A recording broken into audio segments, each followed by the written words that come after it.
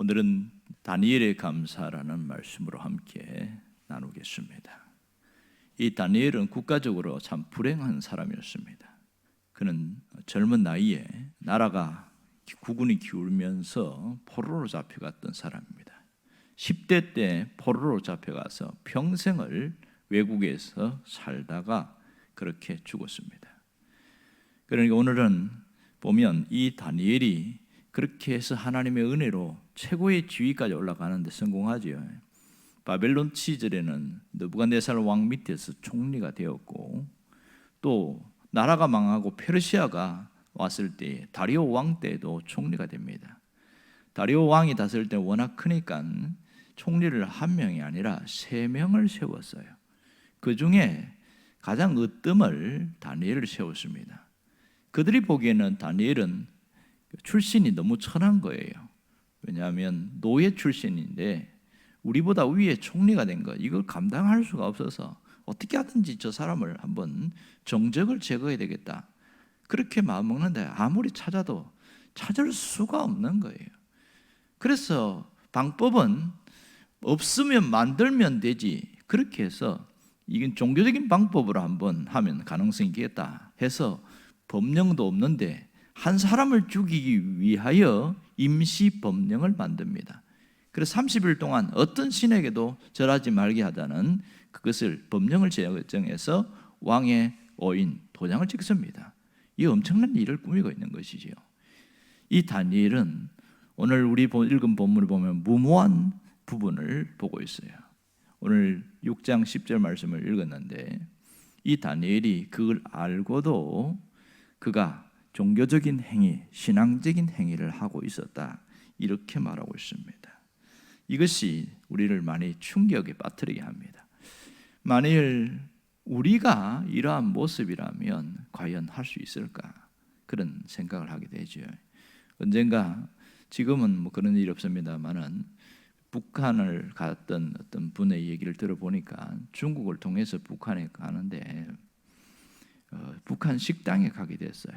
그게 보위부 간부들이 있고 감시자들이 있는데 그 어느 총장님과 함께 가면서 목사님, 여기서는 기도를 하면 안 됩니다. 식사 시간에 기도를 하게 되어지면 나중에 끌려갈 수 있으니까 조금 조심해야 됩니다. 속으로 기도하면 좋겠습니다. 이렇게 이야기를 했어요. 그 말이 맞거든요. 아니, 북한에 가갖고 그래서 종교적인 모습을 보이면 그 목사라는 거 당장 들통 나가지고 쫓겨나고 위험하고 끌려가게 되죠. 실제로 끌려가는 일이 있으니까. 근데 이 목사님이 그 총장 얘기를 안 듣고 더 오래 기도한 거예요. 보통 한 1분 이내에 기도하는데 3분 기도한 거예요. 얼마나 가슴이 조마조마했겠어요. 왜냐하면 신앙은 공개적이어야 된다, 이러면서 기도한 거예요. 놀라운 것은 안 끌려갔습니다. 그리고 다시 한국에 돌아올 수 있던 그런 이야기를 하는 거예요. 그만큼 공개적으로 신앙을 드러낸다는 것은 굉장히 위험한 일입니다. 이 다니엘은 죽음을 앞두고 죽을 줄 알고도 기도했다는 것은 너무나 충격을 주고 있습니다. 자, 여러분 한번 생각해 봅시다. 다니엘 자신은 신앙 때문에 죽을 수 있다고 쳐요. 그런데 그가 죽은 다음에 어떤 일이 벌어질까요? 그의 가족들이 있을 거 아니에요. 처자식들이 있을 건데 그들은 어떻게 될까요?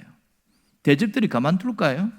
재산을 완전히 몰수할 것이고 이들을 상당한 유배를 보내거나 아니면 종으로 팔아먹거나 함께 했던 사람들까지도 치명타를 받고 다니엘과 가까웠다는 그 이유 때문에 모두 다 관직에서 박탈당하고 엄청난 일들이 계속 이어질 것이 뻔하거든요. 그런 일들이 있는데 자기 혼자 신앙을 지키겠다고 그렇게 이렇게 모험을 하는 이런 모습은 참 때로는 일반적인 눈으로 보면 이해가 안 되는 거죠. 신앙의 눈으로 보면 경이로운 것이고 어떻게 저렇게 가능할까 부럽단 말이에요. 하지만 일반적인 시각에서 보면 미친 짓인 거죠. 너무너무 이기적인 모습이에요. 자기 신앙 때문에 다른 사람 다 죽어도 괜찮은가, 뭐 이런 그런 생각을 할 수 있는 거죠. 너무 무책임하게 보일 수 있는 거예요. 다니엘이 이런 신앙적인 행위를 하려고 할 때에 가족들은 어떻게 생각했을까요? 늘 다니엘이 하던 모습대로 그렇게 기도하려고 할 때 아마 반대하지 않았을까요? 이만큼은 조금 참으시면 안 되겠습니까? 이 법령이 공포됐으니까 30일만큼은 좀 참으시면 좋겠다. 그것이 안 된다면 그냥 골방에서 은밀하게 조용히 기도하면 안 되겠어요? 그래도 되잖아요. 그 하나님은 뭐 꼭 창문을 열어놓고 사람들이 보는 앞에 기도해야 됩니까? 그런 얼마든지 얘기할 수 있단 말이에요. 근데 그럼에도 불구하고 문을 활짝 열고 아침에도 기도하고 낮에도 기도하고 오후에도 기도하고 사람들이 지켜보는 데서 그렇게 하고 있는 거예요. 그러면 대적들은 무슨 생각했을까요? 쾌재를 불렀겠죠. 이야, 우리가 저 사람을 어떻게 올가매야 되는데 아예 공개적으로 드러내고 하니까 뭐 금방 쉽게 그냥 잡을 수 있는 일이 벌어진 거죠. 이제는 다니엘은 완전히 끝났다. 그는 끝났다. 그러면서 잔치를 하지 않았을까요? 이런 일이 벌어졌을 거 충분합니다. 또 다니엘이 그렇게 목숨을 걸고 기도하는데 더 주목해야 될 건 뭐냐면 맨 끝부분입니다. 그가 감사하였더라 이랬어요. 그의 하나님께 감사하였더라. 아니 이런 상황에 무슨 감사가 나올까요? 이해가 안 됩니다. 보면 아무리 생각해도 이게 감사할 모습입니까? 지금 자신만 죽는 게 아니라 주변에 있는 모든 사람들에게도 불이익과 모든 것을 빼앗기는, 잃어버리는 그런 상황에서 감사하더라.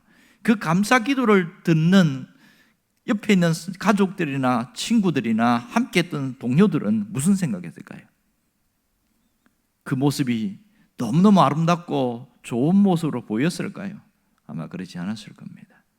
이 기도한 것 때문에 바로 체포당하고 그래서 끌려가게 되고 공개적으로 마지막 재판을 받고 사자굴에 넣게 되어지는 그렇게 엄청난 일이 벌어집니다.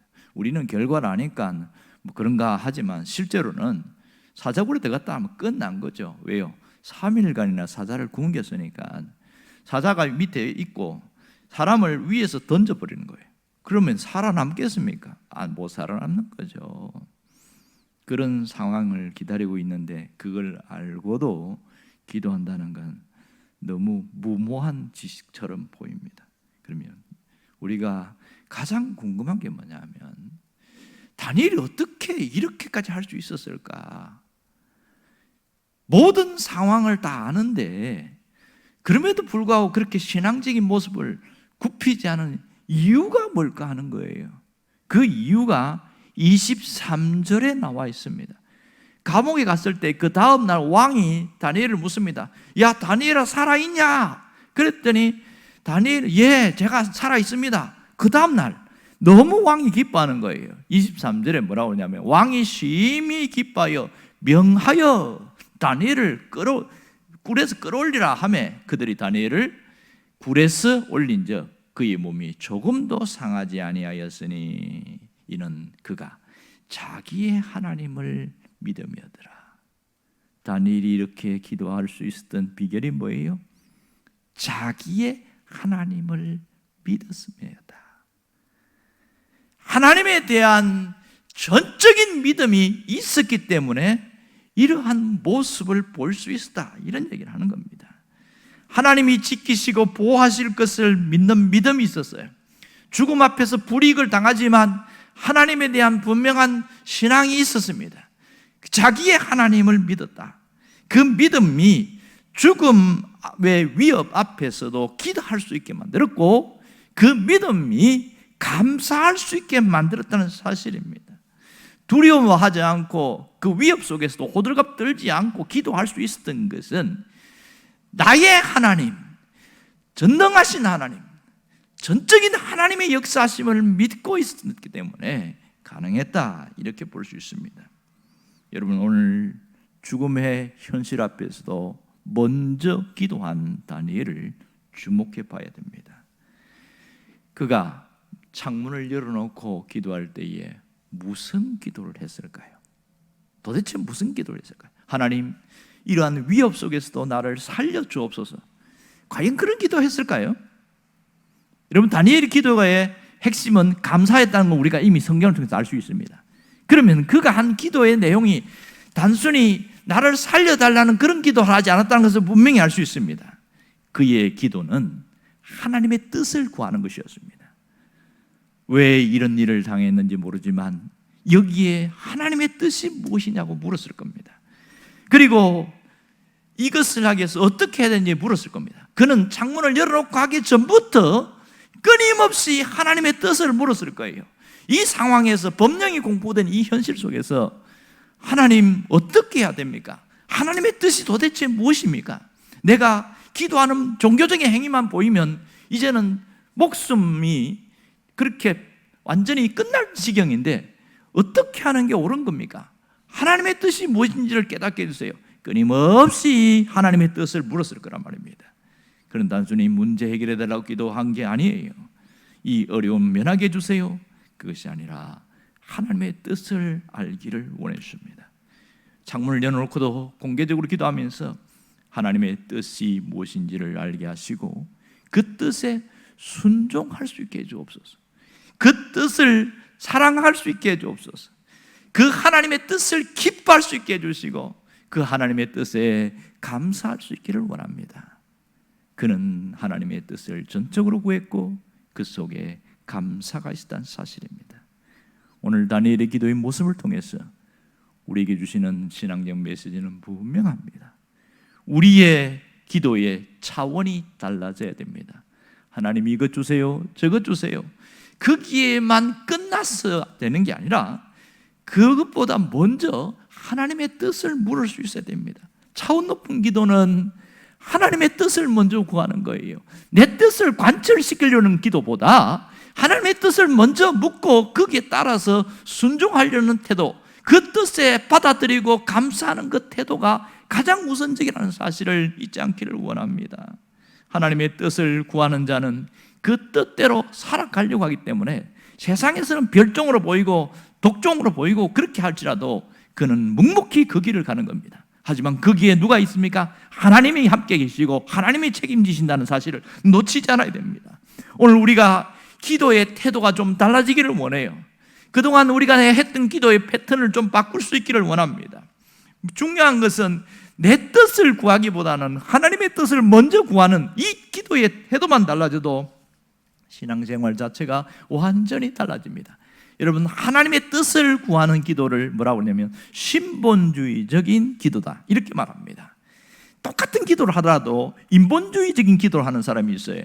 인본주의적으로 신앙생활하는 사람이 있습니다. 뭐냐면 기도 자체가 뭐냐면 자신의 것을 포기하고 하나님의 도움을 받고 하나님이 이끄신 대로 가겠다. 그게 그 태도인데 기도는 하지만 내 뜻을 포기하지 않는 거예요. 내 방법, 내 노력 절대로 포기하지 않는 거예요. 기도가 응답되지 않는 이유가 뭡니까? 자기 중심적 태도 때문에 응답이 안 되는 경우가 너무나 많습니다. 우리는 하나님의 뜻보다 내 뜻이 훨씬 더 강하고 내가 원하는 때에 내가 원하는 그 시기에 내 방법, 내가 원하는 방법대로 하나님 응답하셔야 됩니다. 이것이 내 속이 강하단 말이에요. 철저한 인본주의적인 기도입니다. 신본주의적인 기도는 그렇지 않습니다. 내 뜻도 있지만 이 속에서 하나님이 나에게 원하는 게 무엇입니까? 그 뜻에 순종할 수 있게 해주세요. 이것이 신본주의적인 기도고 신본주의적인 신앙생활이라는 것을 잊지 않아야 됩니다. 놀라운 것은 하나님의 뜻이 뭐냐? 다니엘이 깨닫는 게 뭐예요? 감사였어요. 여러분 데살로니가전서 5장 18절에 뭐라고 그랬습니까? 범사에 감사라. 이는 너희를 향하신 하나님의 뜻이니라. 우리가 알고 있습니다. 너무너무 잘 알아요. 하지만 범사에 감사하지 않습니다. 어쩌다가 감사하고 감사할 일이 있을 때 감사하고 좋은 일이 생기면 감사합니다. 평범한 때는 감사를 잘 안 해요. 그리고 안 좋은 일이 생기면 더더욱 안 합니다. 원망과 불평이 더 튀어나오지 차마 입에서 튀어나오지 않아서 그렇지 속에서 부글부글 끓을 때가 얼마나 많은지 몰라요. 하나님의 뜻을 알면 범사에 감사할 수 있습니다. 왜? 주님이 말씀하셨고 명령하셨으니까. 여러분, 하나님의 뜻을 깊이 깨달은 자만이 범사에 감사할 수 있게 되는 거예요. 감사는 하나님의 뜻임을 잊지 않기를 원합니다. 감사를 잘 하려면 하나님의 뜻에 순종할 수 있어야 하는 것이지요. 감사가 우리의 인생을 바꾼다는 것은 너무나 잘 알고 있습니다. 그런데 왜 우리의 인생이 안 바뀝니까? 왜 우리의 모든 삶이 안 바뀌냐고요? 범사에 감사하지 않기 때문에 그렇습니다. 다니엘은 자신의 삶 전체가 늘 감사했습니다. 오늘 성경을 자세히 보면 그는 하루에 3번씩 기도했는데 마지막에 뭐라고 이야기합니까? 그는 하나님께 감사하면서 기도했다고 그랬습니다. 전에 하던 대로 이 단어가 중요한 거예요. 그는 기도하는데 기도가 체질화됐고 일상화됐어요. 그런데 무슨 기도가 일상화됐을까요? 감사하는 기도가 일상화됐다는 겁니다. 대적들이 하루 동안은 지켜본 거예요. 아침에 기도하는 거 봤어요. 가만두었어요. 그 다음에 낮에 기도하는 거 봤어요. 가만두었어요. 오후에 기도하는 거 보고 그때에서 비로소 체포했다는 걸 봐야 됩니다. 하루에 3번 기도하는데 전에 하던 대로 습관처럼 기도했다는 겁니다. 그런데 무슨 기도가 있어요? 그는 그 습관 속에 핵심의 감사가 중심이 있었다는 사실을 놓치지 않아야 됩니다. 우리에게 보여주는 게 뭐예요? 감사의 일상화, 감사의 체질화, 감사의 성품화가 일어나야 하나님의 역사를 경험할 수 있는 겁니다. 다니엘이 사자굴에 들어갔을 때도 무슨 기도했을까요? 사자굴에 뛰어들어갔을 때 죽는구나 그 생각하지 않겠어요? 그때 제일 먼저 한 기도가 뭡니까? 눈을 떠보니까 정신을 차려보니까 안 죽고 있거든요. 이 사자들이 3일간 굶었는데도 눈만 끔뻑끔뻑하고 아무 짓도 안 하고 있거든요. 그때 무슨 기도했겠어요? 감사 기도하지 않았겠습니까? 죽음 앞에서도 감사 기도할 수 있는 능력이 어디서 나옵니까? 평소에 하는 감사에서 나타난다는 사실이 있지 않기를 원합니다. 우리는 감사의 체질화가 되지 않아서 감사가 안 되고 감사의 성품화가 되지 않아서 안 되는 겁니다. 오늘 우리에게 무슨 결단을 해야 됩니까? 내가 받은 복을 세어볼 수 있기를 원합니다. 내가 받은 복을 세어볼 수 있기를 원해요. 정말 놀라운 것은 자신이 받은 복을 세어보는 사람은요, 감사가 더 많이 나오게 되어 있습니다. 감사는 조건 때문에 하는 것이 아니라 감사의 마음이 있을 때 할 수 있는 거예요. 오늘 우리가 찬양한 429장은 세상 풍파 너를 흔들을 때에 받은 복을 세어보아라 이렇게 이야기했습니다. 존슨 오트만이 지은 시인데 이 사람은 그 뉴저지인가요? 거기에서 태어나가지고 조그만 시골 동네에서 부름받아가지고 목사가 됐는데 이게 체질이 안 맞는 거예요. 목사가 되긴 했지만은 설교를 하려고 올라가면 가슴이 쿵당거리고 막 얼굴이 막 시뻘겋고 막 그래서 설교가 안 되는 거예요. 듣는 사람들도 너무너무 힘들어요. 막 지루하고 졸리고 하품 나고 설교를 하는 사람도 힘들고 설교를 듣는 사람도 힘들고 이게 안 맞는 거예요. 그래서 이게 내하고 안 맞구나.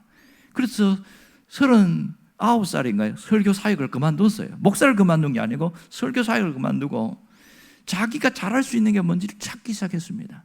하나님, 내가 뭘 해야 됩니까? 저는 도저히 설교는 못 하겠습니다. 그랬더니 자기가 찾았어요. 시를 잘 쓰는 거예요.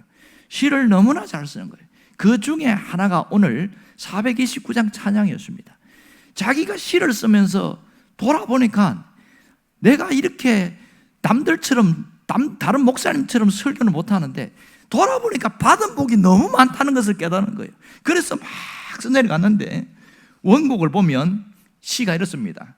폭풍우가 거센 파도처럼 몰아칠 때 모든 것을 다 잃었다고 낙심할 때에 당신이 받을 수 없는 많은 복을 하나님이 주셨다는 걸 기억하세요. 그 복을 세어보세요. 주님께서 행하신 것들이 당신을 놀라게 할 것입니다. 이게 이 오트만이 쓴 시예요. 이게 우리 찬양으로 한 거거든요. 여러분, 우리가 잃어버렸기 때문에 감사를 못하는 게 아니고 이것을 복을 세어보지 않기 때문에 감사가 줄어든 겁니다. 끊임없이 내가 받은 복을 세어보는 사람은 감사의 마음이 충만해지게 되어집니다. 모자라서 없어서 감사 못하는 게 아니라 그 하나님이 주신 모든 복을 세어보지 않기에 감사가 줄어들 수밖에 없습니다.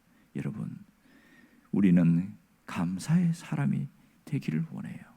감사의 체질과 감사의 성품화가 일어나기를 원합니다. 누구처럼? 다니엘처럼.